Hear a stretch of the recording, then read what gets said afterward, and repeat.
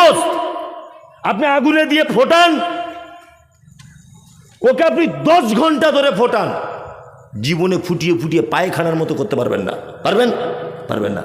একটা মানুষ খেয়ে নিল, 2 ঘন্টা পরে সেটাকে একদম গলিয়ে পচিয়ে পায়খানা করে তার মলদাল দিয়ে বার করে দিচ্ছে। দিচ্ছে কি দিচ্ছে না? আপনি এগুলো হাসছেন দাঁত বার করে? এগুলো তো হাসার কথা নয়। আপনি হাসছেন মানে আপনার মলদার দিয়ে ওটা পচিয়ে বার করে দেওয়া হচ্ছে। কত গরমের প্রয়োজন, আবার এত গরম ভিতরে আছে যে আপনার চামড়া কই পুড়ে যায় না, নাড়ি ভুড়ি কই পুড়িয়ে সিদ্ধ হয়ে যাচ্ছে না? তো যাচ্ছে? যাচ্ছে না। কে ভাবাবে এগুলো? নাস্তিক যারা বলছে না যে আমরা নাস্তিক, আমরা আল্লাহ টাল্লাহ কিছু বিশ্বাস করি না, আসলে গরু, ও নাস্তিক নয়, একেবারে গরু। আচ্ছা, এখানে শিক্ষিত মানুষ যারা আছেন, এটা আমার জানা আছে যে বেলডাঙ্গা এলাকা খুব শিক্ষিত মানুষ। এখানে অনেক সিনিয়র মাদ্রাসা, অনেক নিজামিয়া মাদ্রাসা, অনেক স্কুল, অনেক মিশন, অনেক একাডেমি এখানে ভরপুর। সারা মুর্শিদাবাদ জেলার একটা ইম্পর্টেন্ট জায়গা বেলডাঙ্গা। এখানকার মানুষ পরেশগারিতার দিক দিয়ে আলহামদুলিল্লাহ অনেক ভালো। আমি তো অন্যান্য জায়গায় যাই, তার মধ্যে বেলডাঙ্গা আমার খুব পছন্দনীয় জায়গা। আপনারা বলুন, আমি মমতাজুল ইসলাম, আমি বিরিয়ানি খাচ্ছি, বিরিয়ানি। আচ্ছা বলুন তো, আমি যখন বিরিয়ানি খাচ্ছি, এই বিরিয়ানির পিছনে একজন রাঁধুনি আছে না নেই? আছে। তার মানে বোঝা যাচ্ছে কর্ম থাকলে কর্তা থাকবে, কর্তা ছাড়া কর্ম হয় না। আমি এখন একটা গান শুনছি, খুব ভালো মিষ্টি সুর। এই সুরের পিছনে একজন গায়ক আছে না নেই? আছে। গায়ক ছাড়া সুর সম্ভব নয়। যারা বলছে আমরা নাস্তিক, কিছু বিশ্বাস করি না, এই যে প্রত্যেক দিন সূর্য উঠে আবার ডুবে যাচ্ছে, প্রত্যেক দিন নির্দিষ্ট টাইমে নির্দিষ্ট রাস্তাতে চলে নির্দিষ্ট জায়গা ডুবে চলে যাচ্ছে, আবার আমাদের কাছ থেকে অদৃশ্য হয়ে যাচ্ছে, এটা একটা কাজ কি কাজ নয়? কাজ তো, কাজ। আপনি ঘুমান, ঘুমানোটা একটা কাজ, আপনাকে তুলে দিতে হবে ঠিক টাইমে, এটাও একটা কাজ। কাজ নয়? কাজ। এই যে চোখের ভিতরে চোখটা এরকম এরকম বারবার করছে, করেন আমাদের চোখ কেন? রাস্তাঘাটে চলতে গিয়ে যত ধুলোবালি চোখের ভিতরে পড়ে, অটোমেটিক কি করে? ক্লিয়ার করে, পরিষ্কার পরিচ্ছন্ন কাজের, অটোমেটিক পরিষ্কার পরিচ্ছন্ন করছে। তাহলে এর একটা কাজ করছে, তো তাহলে এর পিছনে একটা কর্তা থাকবে কি থাকবে না? থাকবে। তিনি কে? আল্লাহ। যারা বলছে নাস্তিক, আসলে নাস্তিক বলে কিছু নেই, ওরা সব গরু। বলছে নাস্তিক। আল্লাহ সুবহানাহু ওয়া তাআলা পবিত্র আল কোরআনে বলছেন, আল্লাযী খালাকা সাবআ সামাওয়াতিন তিবাকা। এই যে আসমানটা তোমরা দেখতে পাও, এই আসমানটা একতলা দুতলা এরকম স্তরে স্তরে আমি আল্লাহ সুবহানাহু ওয়া তাআলা তৈরি করেছি। মা তারা ফি খালকির রহমান মিন তাফাউত। আল্লাহ বলছেন যে রহমান আল্লাহ সৃষ্টিতে তোমরা কোন রকমের কি ত্রুটি পাও? আল্লাহ সৃষ্টিতে কোনো ত্রুটি আছে? কোনো ত্রুটি নাই। আল্লাহ সুবহানাহু ওয়া তাআলা তারপরে বলছেন ফারজিল বাসার, একবারে যদি তোমার দেখে মন যদি না ভরে, তোমার দৃষ্টিটা আবার দ্বিতীয়বার তার দিকে দেখো। আল্লাহ তাআলা বলছেন হাল তারা মিন ফুতুর, তোমার দৃষ্টি আবার তোমার কাছেই চলে আসবে, লজ্জিত হয়ে অপমানিত হয়ে তোমার কাছে রিটার্ন করবে, কিন্তু আমার সৃষ্টির কোনো ভুল দেখতে পাবে না। আল্লাহ তাআলা তারপরে বলছেন সুম্মারজিল বাসার কাররাতাইন ইয়ানকালিব ইলাইকাল বাসারু খাশিয়াম ওয়া হাসিব, আবার তুমি ফিরে দেখো আমার কোন সৃষ্টির দিকে, কোথাও আমার ভুল আছে কিনা। আল্লাহ পবিত্র আল কোরআনে যা কিছু বলেছেন আর পৃথিবীতে যা কিছু সৃষ্টি করেছেন, এতে কোনো রকমের ভুল আপনার চোখে ঠেকছে? কোনো রকমের ঠেকছে? ঠেকছে না, কোনো ভুল নেই। কিছুদিন আগে আপনাকে একটা কথা বলছি, কিছুদিন আগে এই বেরাদার রাহুলের সঙ্গে একটা বাংলাদেশের একটা নাস্তিকের একটা ডিবেট হয়েছিল, দেখেছেন এটা আপনার সোশ্যাল মিডিয়াতে? আপনাদের মুর্শিদাবাদ জলঙ্গির ছেলে, জলঙ্গির, যে আল্লাহ নবী সাল্লাল্লাহু আলাইহি সাল্লাম লোক ভালো ছিলেন না, নাউজুবিল্লাহ। কেন ভালো ছিলেন না? না, আম্মাজান আয়েশা সিদ্দিকা রাদিয়াল্লাহু তাআলা আনহাকে 6 বছর বয়সে বিয়ে করেছেন, এই জন্য লোক ভালো নয়। আর নবী মুহাম্মদ সাল্লাল্লাহু আলাইহি ওয়াসাল্লাম আরো খারাপ লোক ছিলেন, ওদিকে খাদিজাকে বুড়ো বয়সে বিয়ে করেছেন। এইসব নানান কথাবার্তা নিয়ে মন্তব্য করছিল না, করছিল। মানে আপনি আল্লাহর কোথায় ভুল ধরবেন বলুন তো? একটা মানুষ যদি আল্লাহর কোনো বিষয়ে ভুল ধরতে যান, আচ্ছা বলুন, খাদিজাকে আল্লাহ নবী সাল্লাল্লাহু আলাইহি ওয়াসাল্লাম বিবাহ করেছিলেন, আয়েশাকে বিবাহ করেছিলেন, এটা আল্লাহর অর্ডার ছিল কি ছিল না? হ্যাঁ ছিল। তাহলে আল্লাহ কাজটা করিয়েছেন, তাই তো? আপনাকে এবার আমি একটা কথা বলি। দেখুন, আমি মমতাজুল ইসলাম, আমার বয়স এখন 20 বছর, ধরে নেন 20 বছর। তা আমার এই 20 বছর বয়সে আমার যদি পরামর্শদাতা হিসাবে যদি কাউকে নির্বাচন করা হয় যে আমার প্রত্যেক কাজে পরামর্শ দেবে, আচ্ছা বলুন তো সেই লোকটার কত বছর বয়স হওয়া উচিত বলে মনে হয়? আমার থেকে জুনিয়র হবে না সিনিয়র হবে? সিনিয়র হবে। কারণ আমার এখন অল্প বয়স, আমার অনেক কাজে ভুল ত্রুটি হতে পারে, তাই না? তাহলে একটা বয়স্ক লোক যদি হয় তাহলে আমাকে ভালো উপযুক্ত শিক্ষা দেবে। মুহাম্মদ সাল্লাল্লাহু আলাইহি ওয়াসাল্লামের হাতে দ্বীনের স্টিয়ারিং ধরিয়ে দেওয়া হলো, তিনি নবী হলেন, নবুয়তি পেলেন। ভালো করে বোঝার চেষ্টা করুন। মক্কার বেঈমান মুশরিকরা মারাত্মক প্রশ্নের সম্মুখীন করছে, নবীজিকে মারছেন, গালাগালি করছেন, যেদিকে যাচ্ছেন অপমান করছেন। আল্লাহ সুবহানাহু ওয়া তাআলা পিছনে একটা গাইড দেওয়ার জন্য লোক ফিট করলেন, তার নাম খাদিজাতুল কুবরা রাদিয়াল্লাহু তাআলা আনহা। বয়সে 15 বছরের বড়, 15 বছরের। আমার গাড়ি যে চালায় ওর আর আমার একই বয়স, একই। ও আমার থেকে 2-1 বছরের সিনিয়র। তার রাস্তাতে যদি কেউ সাইড না দেয় তো ও বলে মারবো গিয়ে এক ঘুষি ওকে। আমি তখন আবার বলি সত্যি চল দেখি, গিয়ে মারলেই ভালো হয়। ভালো করে বুঝবেন। কিন্তু আমার গাড়িতে যদি আমার আব্বা বসে থাকে তাহলে আমার ড্রাইভারকে বলবে না বাবু ঝগড়া ঝামেলা করো না, রাস্তাঘাটের ব্যাপার, অপরিচিত জায়গা মারতে পারে। এটা বলবে কি বলবে না? বলবে।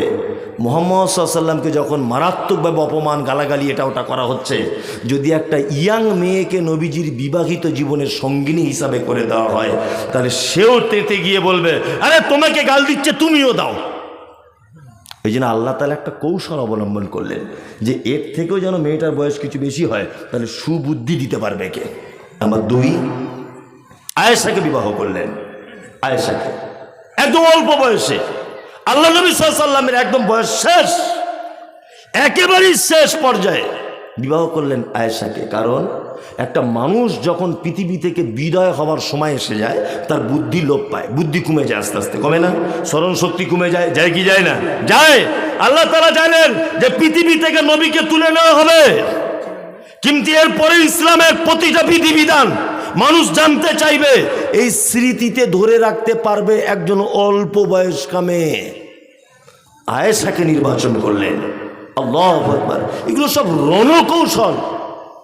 পৃথিবীতে কোনো রকমের আল্লাহ সুবহানাহু ওয়া তাআলা সৃষ্টিতে বা কোনো কাজে কোনো রকমের ভুল নেই।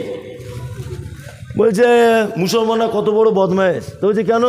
বলছে এই যে 4টে বিয়ে করার কথা আছে ইসলামে, এদের সব 4টে করে বউ। বলে কি বলে না? বলে। আসলে যারা এগুলোকে বলছে এগুলো ভুল নয়। আল্লাহ সুবহানাহু ওয়া তাআলা যে পদ্ধতিতে বিচার করেছেন বা এখানে ফয়সালা দিয়েছেন, এটা যদি একটু ব্যাখ্যা বিশ্লেষণ করা যায় আপনি অবাক হয়ে যাবেন যে পদ্ধতি কেন, কেন এ পদ্ধতি। ইসলামে 4টে বিবাহ করার অনুমোদন আছে শর্ত সাপেক্ষে। কি বললাম বুঝলেন না? হুকুম নেই যে করতেই হবে, এরকম হুকুম নেই। কেউ প্রয়োজন বুঝলে করলে করতে পারে, তাই তো? একসঙ্গে 2টো স্ত্রী রাখতে পারে প্রয়োজন হলে। একটা স্ত্রী অসুস্থ, বাচ্চা দিতে পারছে না, সে আর একটা বিয়ে করবে, অসুবিধা কিছু নেই, আছে? নেই। কিন্তু আমাদের তো বর্তমানে যে বিয়ে করার ও অন্য কোনো সুন্নত মানে না, বিয়ে করা সুন্নত মানে খুব পটু। 3-4টে বিয়ে করে মালদা একটা, মুর্শিদাবাদ একটা, ওই রাজমিস্ত্রি কাজ করতে গিয়েছিল মেদিনীপুরে, ওখানে একটা রেখে এসেছে। বলছে আরে মৌলভী সাহেব তোমরা যত টাকাই কামাও সুন্নত মানতে পারবে না। আমি মেনেছি বাপের বেটা, এই খ্যাপা, এরকম নয়। আল্লাহ তাআলা এই পদ্ধতি কেন দিলেন? একটা পুরুষকে বাঁচিয়েছেন, একটা নারীকে বাঁচিয়েছেন। এর ব্যাখ্যা বিশ্লেষণ যদি যান আপনি অবাক হয়ে যাবেন, একেবারেই অবাক, যে সত্যি তো এটা তাই। একটা পুরুষ মানুষ একটা নারীর সংস্পর্শে ছাড়া কতদিন পর্যন্ত থাকতে পারে? 10 দিন, 20 দিন, 1 মাস থাকতে পারে, তার বেশি তার স্ত্রীকে ছাড়া সে থাকতে পারবে না। পারবে বলুন? পারবে না। একটা মহিলা পেটে বাচ্চা চলে এসেছে, তার ডাক্তাররা তো এখন 4 মাস থেকে বলছে স্বামীর কাছে থাকবে না তুমি, বাচ্চার ক্ষতি হতে পারে। এগুলো লজ্জা নয়, আপনি হাসবেন না। বাচ্চার ক্ষতি হতে পারে, তুমি স্বামীর কাছে থাকবে না। তাহলে বাচ্চা ডেলিভারি হবে কত দিনে? 8 মাসে। তাহলে 8 মাস স্বামীকে ছাড়া ওকে থাকতে হবে। বাচ্চা হওয়ার পরে এখন তো সিজারে, আরও 3 মাস। 8 আর 3, 4 আর 3, 7 মাস স্বামীকে ছাড়া তার স্ত্রীকে থাকতে হবে। আচ্ছা বলুন, যদি এই লোকটা তার স্ত্রীকে ছাড়া এই 8 থেকে 10 মাস আলাদা থাকে, একটা পুরুষ মানুষের পক্ষে নিজেকে কন্ট্রোল করে ধরে রাখা এটা সম্ভব না? অসম্ভব, অসম্ভব। যে ভুল করে হলেও অন্য কোনো মাধ্যমে তার যৌবনের চাহিদা মেটানোর ইচ্ছা তার জাগবে, জাগবে না? জাগবে। নাম্বার 2, কথাটা এখানে থাক। অনেক মেয়েদের যাদের অল্প বয়সে স্বামী মারা গেছে, রাস্তা দিয়ে দেখছি মেয়েটা একটা ছেলের সঙ্গে গল্প করছে, আমরা দূর থেকে কি বলি? দেখ কেমন বদমাইশ মেয়ে, স্বামীটা মারা গেল 3 মাসের মাথায়, 3 বছরের মাথায় ওই অমুক ছেলের সঙ্গে বসে বসে গল্প করছে। আমরা দূর থেকে বদনাম দিই, দিই কি দিই না? দিই। চরিত্র খারাপ, নিজের বউ কোথায় যায় খোঁজ রাখে না, কিন্তু ওর স্বামী নেই, ও কোথাও গেলে ও গোপনে গোপনে নেটওয়ার্ক লাগায়, যায় কোথায়। করি কি করি না? কোনো ছেলের সঙ্গে প্রেম ভালোবাসা আছে কিনা? করি কি করি না? সমাজ কোনোদিন এ কথা ভেবেছে মেয়েটার কথা? হ্যাঁ, যে ওকে একটা ভালো পাত্র দেখে বিবাহ দেওয়া হোক, ওর 3টে ছেলে মেয়ে আছে, আপনি আমি কোনোদিন ভেবেছি বলুন যে ওকে আমার স্ত্রী হিসাবে যদি রাখি বাচ্চাগুলো মানুষ হবে আর ও নিজেও হেফাজতে থাকবে? তাহলে আপনাকে এবার আবার প্রথম কথাটা আসছি আমি, ওইদিকে 8-9 মাস আপনার পক্ষে থাকা সম্ভব নয়, সম্ভব নয়। আপনার যদি আর একটা স্ত্রী যদি আপনি গ্রহণ করেন বৈধভাবে এবং যদি সৎভাবে দুজনের ভিতরে ইনসাফ যদি করতে পারেন, ক্ষতি কোথায়? আমাদের ভিতরে 2টো বিয়ে করা মানেই ওর চরিত্র খারাপ, তাই না? আমাদের ভিতরে যদি কারো 2টো বউ থাকে কি বলে? আমি যদি এখন 2টো বিয়ে করে 2টো বউ নিয়ে গাড়ি করে ঘুরি, কি বলবে? দেখ মৌলভী সাহেবের চরিত্র খারাপ, বলবে কি বলবে না? বলবে। আমাদের দেশওয়ালি কিছু ভাষা আছে আর কিছু সিস্টেম আছে, মারাত্মক ভুল যেগুলোতে। এক, আমাদের ভারত পাকিস্তান আর বাংলাদেশের লোক ভাবে যে হজ ফরজ হয় বুড়ো না হলে হয় না। দেখবেন বলছে হজ ফরজ হয়, বুড়ো না হলে হজ করা যায় না। বুঝলেন? সব দেখছে বুড়ো মানুষেরা ওই মক্কাতে গিয়ে বসে আছে দিয়াল ধরে, কেউ তো আপটাও করতে পারছে না, ও দিয়াল ধরে বসে আছে হা করে। কি করিবা বলি স্যার, কি করবা? কোনটা ছাপা কোনটা মারবা, কবার ঘুরলে একবার হবে, এইসব জিজ্ঞেস করছে। মানে কিছুই বুঝে না, কি বলছি বুঝতে পারছি না। ওর কোনো কাজ নেই, ও মক্কায় গিয়ে বসে আছে। আরে তোমার যখন বয়স 25, 26, 27 বছর তখন যাও, তখন যাও। এই রীতিনীতি এইসবগুলো চেঞ্জ করতে হবে, সামাজিক বিচার বিশ্লেষণ এগুলো বিবেচনা করতে হবে। ইসলাম যে পদ্ধতির কথা বলেছে আপনাকে আমাকে বাঁচিয়েছে, বাঁচিয়েছে কি বাঁচায়নি? বাঁচিয়েছে। আপনাকে পাপ থেকে বাঁচিয়েছে, একটা নারীকে পাপ থেকে বাঁচিয়েছে। আল্লাহু আকবার। আল্লাহ সুবহানাহু ওয়া তাআলা বলছেন, ওয়ালাকাদ যায়্যানাস সামাআদ দুনিয়া বিমাসাবিহা ওয়া জাআলনাহা রুজুমান লিশ-শায়াতিন ওয়া আতাদনা লাহুম আযাবাস সাঈর। আল্লাহ বলছে দুনিয়ার যে আসমানটা তোমরা দেখতে পাও, এটাকে আমি খুব তারকা দিয়ে উজ্জ্বল করে সুন্দর গুছিয়ে আমি আল্লাহ তাআলা তোমাদের সামনে রেখেছি, যাতে তোমরা কি এর থেকে শিক্ষা গ্রহণ করো। আর এই তারকাগুলো তৈরি করেছি কেন? শয়তানকে মারার জন্যে। আর এইগুলোকে যারা অস্বীকার করবে, আল্লাহ বলছেন বিসাল মাসির। আল্লাহ তাআলা বলছেন সাঈর শব্দ এসেছে যে তাদের যারা এইগুলোকে আমার অস্বীকার করবে, 7 তবক আসমান এটাকে যে অস্বীকার করবে, জমিন এটা যে অস্বীকার করবে, এই যে তারকা এটা যে অস্বীকার করবে, সূর্যের উদয় অস্ত এটা যে অস্বীকার করবে, আল্লাহ তাআলা বলেছেন আযাব তাদের জন্য এবং তাদের জন্য প্রস্তুত করে রেখেছি সাইর নামক জাহান্নাম। জাহান্নাম তো কত কঠিন, এটা তো আঁচ করে বোঝানো যাবে না। যাবে? যাবে না। জি হ্যাঁ, বলছি এটা বোঝানো যাবে না। জাহান্নাম অনেক দূরে থাক, শুধু কিয়ামতের দিবসটা দেখুন, কিয়ামতটা কেমন হবে দেখুন। আল্লাহ বলছেন ইয়াউমা তারাউনাহা তাযহালু কুল্লু মুরজিআতিন আম্মা আরজাআত ওয়া তাযাউ কুল্লু যাতি হামলিন হামলাহা ওয়া তারান নাসা সুকারা ওয়া মা হুম বিসুকারা ওয়ালাকিন্না আযাবাল্লাহি শাদীদ। আল্লাহ তাআলা বলছেন পৃথিবীতে সবথেকে বেশি কষ্ট সহ্য করতে পারে কে বলুন তো? নারী না পুরুষ? নারী। একটা পুরুষ 50 ডিগ্রি সেলসিয়াস কষ্ট সহ্য করতে পারে। আমি যদি এখন এই লোকটাকে একটা ঘুষি মারি, আমার ঘুষির ওজন যদি 50 ডিগ্রি সেলসিয়াস হয়, লোকটা তাহলে বাঁচতে পারবে, তার অধিক হলে বাঁচতে পারবে না। কিন্তু বিজ্ঞানীদের ভাষাতে একটা নারীকে যদি কেউ আঘাত করে, সে 56 ডিগ্রি সেলসিয়াস পর্যন্ত সেটাকে কি করতে পারে? সহ্য করে নিতে পারে। তার দৃষ্টান্ত একটা মেয়ে বাচ্চা জন্ম দিতে গিয়ে যে কষ্ট সহ্য করে, একটা পুরুষের যদি এটা হতো, পুরুষ মারা যেত, বাঁচতে পারত না। পুরুষের থেকে নারীর ধৈর্য ক্ষমতা বেশি। আল্লাহ তাআলা বলছেন ইয়াউমা তারাউনাহা তাযহালু কুল্লু মুরজিআতিন আম্মা আরজাআত ওয়া তাযাউ কুল্লু যাতি হামলিন হামলাহা ওয়া তারান নাসা সুকারা। কিয়ামতের মাঠ, একটা মা গর্ভবতী অবস্থায় থাকবে, তার বাচ্চার নিচের দিকে পড়ে যাবে, মা বুঝতে পারবে না যে আমার বাচ্চাটা কোন দিক দিয়ে কিভাবে হলো। আল্লাহু আকবার। একটা বাচ্চা তার মায়ের আঁচল ধরে সেদিন বলবে, মা একটু দুধ দাও, খুব পিপাসা লেগেছে, একটু দুধ দাও। মা সেদিন তার বাচ্চাকে দুধ পান করাতে ভুলে যাবে। মানুষগুলিকে দেখতে পাওয়া যাবে তারা যেন সব মাতাল। আল্লাহ বলছেন ওমা হুম বিসুকারা, একজনাও তারা মদ পান করেনি। ওয়ালাকিন্না আযাবাল্লাহি শাদীদ, শুধু আমার কঠিন আযাবের ভয়ে তারা কিয়ামতের মাঠে মাতালের মতো করে ঘুরছে। আল্লাহু আকবার। এর নাম কিয়ামতের মাঠ, এর নাম কিয়ামতের মাঠ। জাহান্নাম তো অনেক দূরে, এটা কিয়ামতের মাঠের অবস্থা।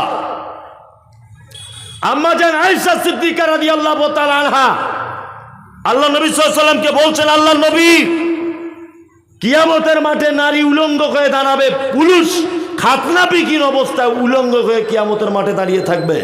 তার নারী পুরুষের দিকে দেখবে আর পুরুষ নারীর দিকেও দেখবে। আল্লাহ নবী সাল্লাল্লাহু আলাইহি ওয়াসাল্লাম বলছেন, আয়েশা দেখা তো অনেক দূরের কথা, সে যে উলঙ্গ অবস্থায় কিয়ামতের মাঠে দাঁড়িয়ে থাকবে, এটা সে নিজেই বুঝতে পারবে না যে আমি উলঙ্গ আছি না কি আছি। এর নাম কিয়ামতের মাঠ। তারপরে তো জাহান্নাম অনেক অনেক অনেক কঠিন। আল্লাহ তুমি আমাদেরকে কিয়ামতের দিনের এই আযাব থেকে বাঁচাও এবং জাহান্নাম থেকে বাঁচাও, আমিন।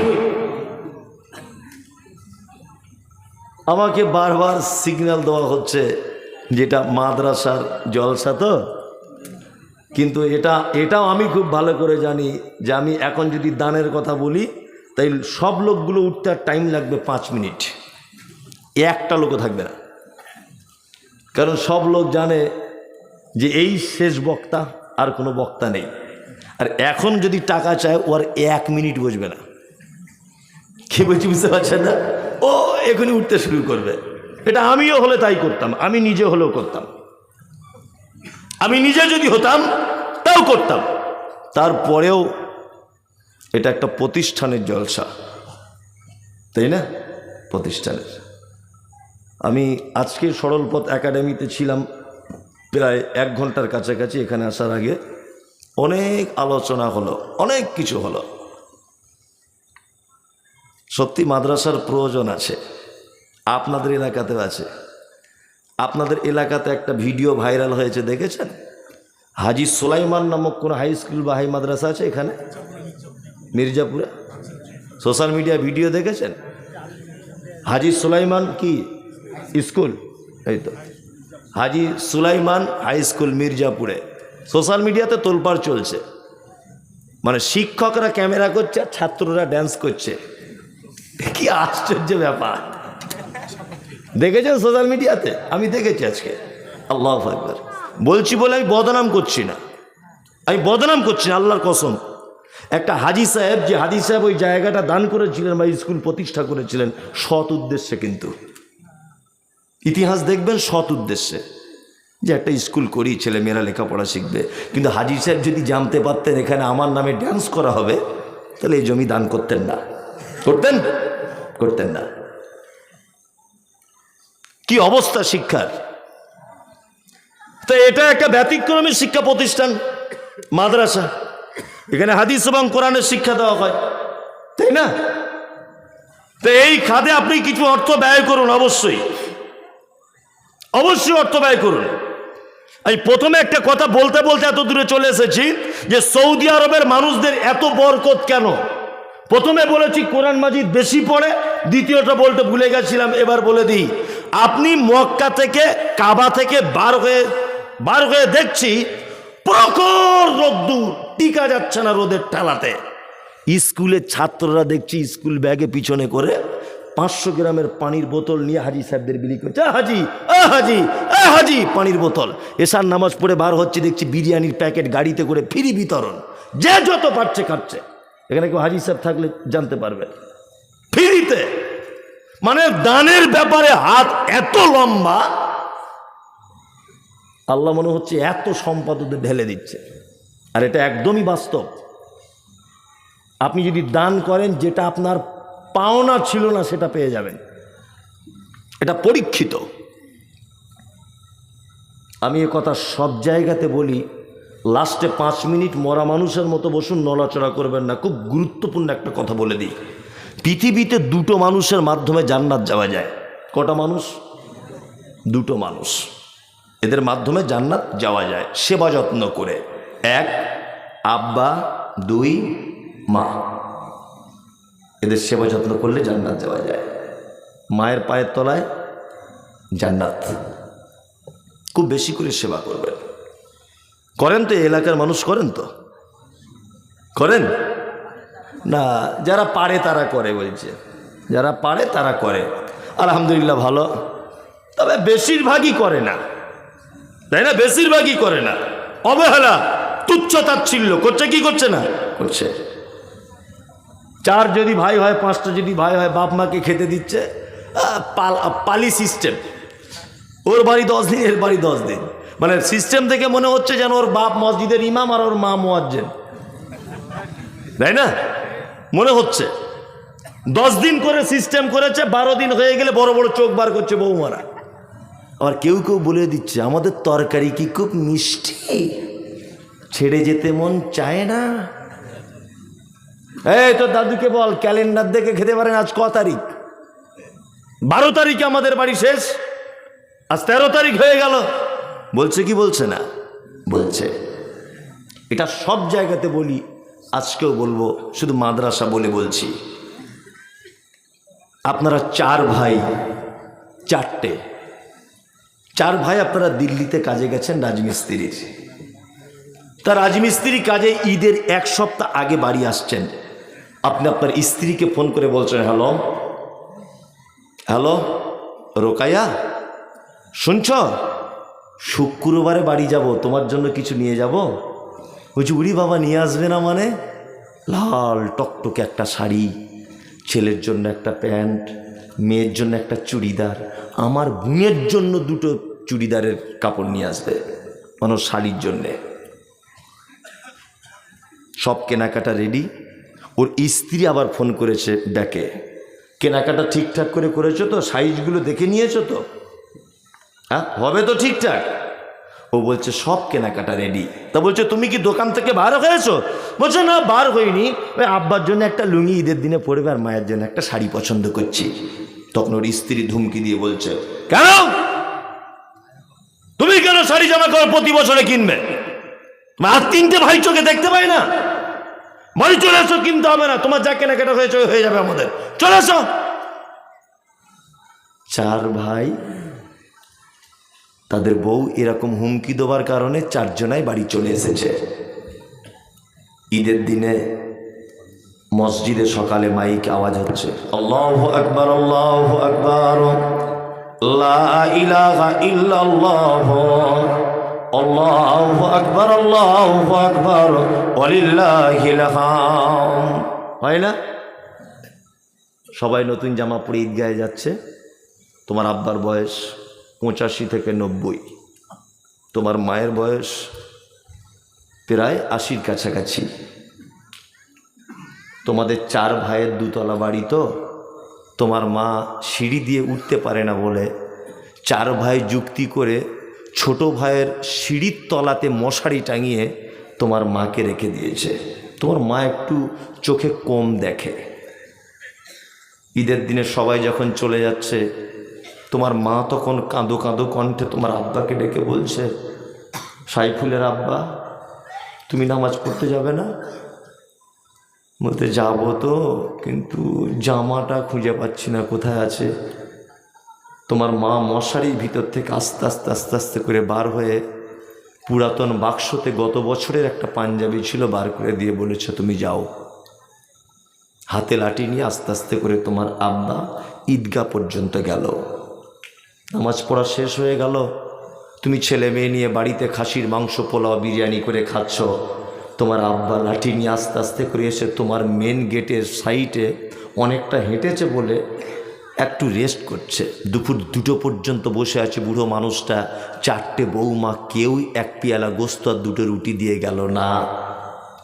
তোমার মা দুপুর 2টো পর্যন্ত মশারির ভিতরে শুয়ে আছে, কেউ তুলে ঈদের দিনে গোসল করিয়ে পর্যন্ত দিল না।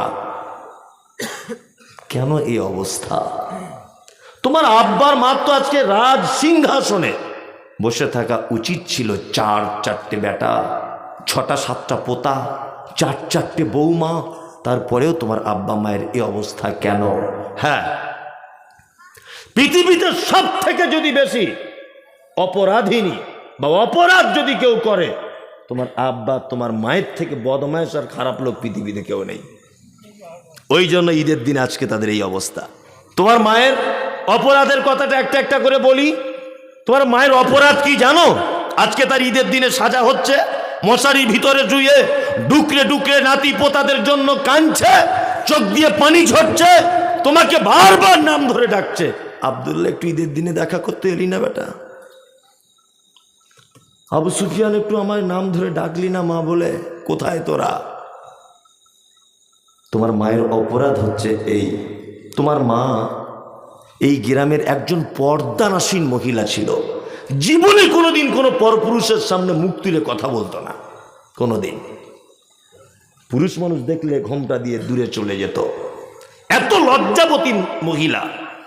কিন্তু তোমার মতোই বদমাশ ছেলেকে জন্ম দিতে গিয়ে বহরমপুর সদর হাসপাতালে পরপুরুষের সামনে সায়া ব্লাউজ খুলে উলঙ্গ হয়ে বেডে শুতে হয়েছিল তোমাকে ডেলিভারি করার জন্যে। তোমার মায়ের জীবনের প্রথম অপরাধ যে তোমার জন্য তোমার যে মা মুখ দেখাতো না, সে মা তার লজ্জাস্থান দেখিয়েছে পরপুরুষ ডাক্তারকে। এটা তোমার মায়ের জীবনের প্রথম অপরাধ। তোমার মায়ের দ্বিতীয় অপরাধ কি না? তোমার মায়ের মাথার চুল কালো কুচকুচে, হাঁটু পর্যন্ত দুলতো। পাড়ার মেয়েরা তোমার মায়ের মাথার চুল দেখতে আসতো মাঝে মধ্যে। ডাক্তারবাবুরা যখন সিজার করে তোমাকে পৃথিবীর আলো যখন দেখিয়েছে, তোমার মায়ের কালো কুচকুচে কোমর পর্যন্ত দোলানো চুল ওর লাল রক্তে জমাট বেঁধে গিয়েছিল। এটা তোমার মায়ের দ্বিতীয় বড় অপরাধ। তোমার মায়ের 3 নম্বরের অপরাধ, তোমার মা জীবনে ভয়ে কোনোদিন ইনজেকশন পর্যন্ত ডাক্তারের কাছে নিতে পারতো না। কিন্তু তুমি যখন পেটে ছিলে, যখন মায়ের বেদনা শুরু হয়েছে, ডাক্তারবাবুর কাছে গিয়েছে। ডাক্তারবাবু বলছে, মা তোমার পেটের ভিতরের বাচ্চাটা সোজাসুজি থাকার কথা, আড়াআড়ি করে লেগে গেছে, এখনই তোমারকে বাচ্চা মারা যেতে পারে। মা তখন ডাক্তারের পায়ে জড়িয়ে ধরে বলেছিল, ডাক্তারবাবু যদি আমার প্রাণের বিনিময়ে যদি হয়, আমার পেট কেটে আপনি আমার বাচ্চাকে বার করুন। আমার বাচ্চার মুখ দেখলে আমি পৃথিবীর সব কষ্ট ভুলে যাব। আমার প্রাণ প্রয়োজন হলে আমার বাচ্চাকে দান করে দিয়ে পৃথিবী থেকে চলে যাব। সেই যে ডাক্তারবাবু তোমার মায়ের পেটের চামড়া হাঁসের ডিমের মতো সাদা চকচকে ফর্সা, ক্যাচ করে কেটে দিল, তোমাকে পৃথিবীতে নিয়ে এলো। সেই যে মোটা সূচ আর সুতো দিয়ে তোমার মায়ের পেট সেলাই করে দিল, আজও 85 বছর বয়সে মশারির ভিতরে তোমার মা সেই ব্যথা বেদনা অনুভব করে। তোমার মাকে জানো? তোমার মা ওই অপরাধিনী। চিকিৎসা বিজ্ঞানীরা বলেছে প্রত্যেক দিন একটা বাচ্চা তার মায়ের 8 বার দুধ পান করে, 8 বারে প্রত্যেকবারে 250 গ্রাম করে দুধ পান করে। এক একবারে যদি 250 গ্রাম করে দুধ পান করে, 24 ঘন্টায় যদি 8 বার যদি দুধ পান করার প্রয়োজন হয়, হিসাব কষলে দেখা যাবে 50 টাকা যদি দুধের লিটার হয়, 90,000 টাকা একটা বাচ্চা তার মায়ের দুধ পান করে। তোমার মা তোমাকে দিয়ে নানির বাড়ি যাচ্ছিল, বাসে উঠেছে, বহরমপুরে নানির বাড়ি। বাসে তোমার মা কোনো রকম সিটে বসেছে, আর তুমি তোমার মাকে বলছে, আম্মু একটু দুধ দে না। তোতা করে বলছেন, তখন আপনার 1.5 বছর বয়স। আপনার মা পাড়া গ্রামের মেয়ে, লজ্জা করছে, কি করে ব্লাউজের হুকগুলো খুলবো। যুবক ছেলেরা তোমার মায়ের দিকে ফ্যাল ফ্যাল করে দেখছে। তুমি যখন 4-5 বার বলছো মা দুধ খাবো, তোমার মা তখন লজ্জার শরম সব বাদ দিয়ে বুকের ব্লাউজ খুলে বুকের লজ্জাস্থানটা তোমার মুখে দিয়ে বোঁটাটা ধরিয়ে দিয়ে একদিকে তোমাকে আগলিয়ে রেখেছে, আর একদিকে পিঠের কাপড়টা ঠিক করছে, বারবার মাথায় ওড়নাটা ঢাকছে। তোমার মা যদি সেদিন একবার বলে দিত, খুব লজ্জা করছে বাবু, এখানে দুধ দেবো না, রাস্তায় জাম, বহরমপুর পৌঁছাতে 1 ঘন্টা টাইম লাগবে, তোমার কচি কণ্ঠনালী আটকে তুমি সেদিন মারা যেতে। এটা তোমার মায়ের অবদান। তোমার আব্বার, তুমি ভালো মিশনে পড়বে বলে, ভালো জায়গায় তোমাকে পৌঁছাবে বলে নিজে কোনোদিন ভালো জামা কাপড় পরেনি, এটা তোমার বাপের অবদান। তুমি স্কুলে যাবে, সাইকেলের জন্য তোমার মায়ের কাছে বারবার বলছিলে, মা একটা সাইকেল কিনে দিলে হয় না? শফিকুল, আশরাফুল, কামরুল, ফয়জুল সবাই সাইকেলে করে যায়। তোমার মা ফোন করে তোমার আব্বাকে বলেছিল, আমাদের আবদুল্লাহকে একটা পুরাতন সাইকেল দিলে হয় না? তোমার আব্বা রাজমিস্ত্রি কাজ করতে 10টায় টিফিন খরচা বাবদ 30 টাকা পেত। 30 টাকা জমিয়ে তোমার মায়ের অ্যাকাউন্টে ফেলে দিয়ে বলেছিল, আবদুল্লাহকে একটা সাইকেল কিনে দিও।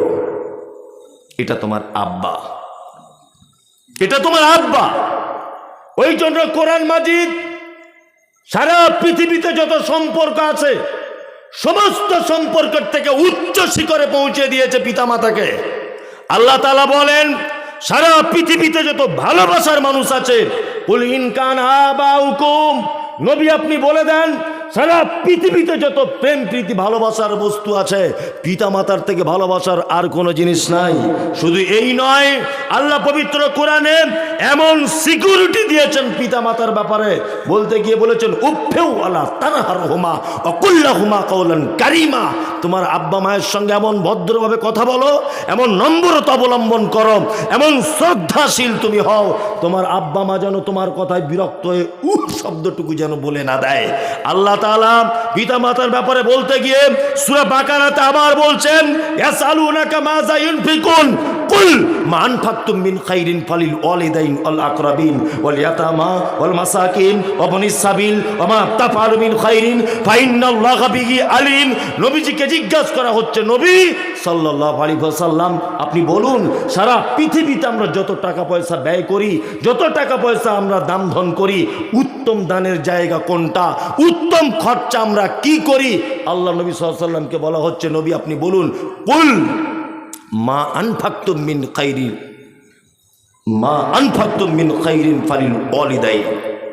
পৃথিবীতে একটা মানুষ যত টাকা পয়সা ব্যয় করে, মাদ্রাসা, মসজিদ, মক্তব, অনাথ আশ্রম, এতিম, ফকির, দুস্থ, ফকির, অভাবী, বিধবা, যাদেরকে যে পর্যায়ে মানুষ দান করে, আল্লাহ তাআলা বলছেন, তুমি তোমার পিতামাতার জন্য যে টাকাটা খরচা করো, এর থেকে পৃথিবীতে উত্তম ভালো দানের জায়গা আর কোনো জায়গা নেই, এর থেকে উত্তম খরচা করার জায়গা আর কোনো জায়গা নেই।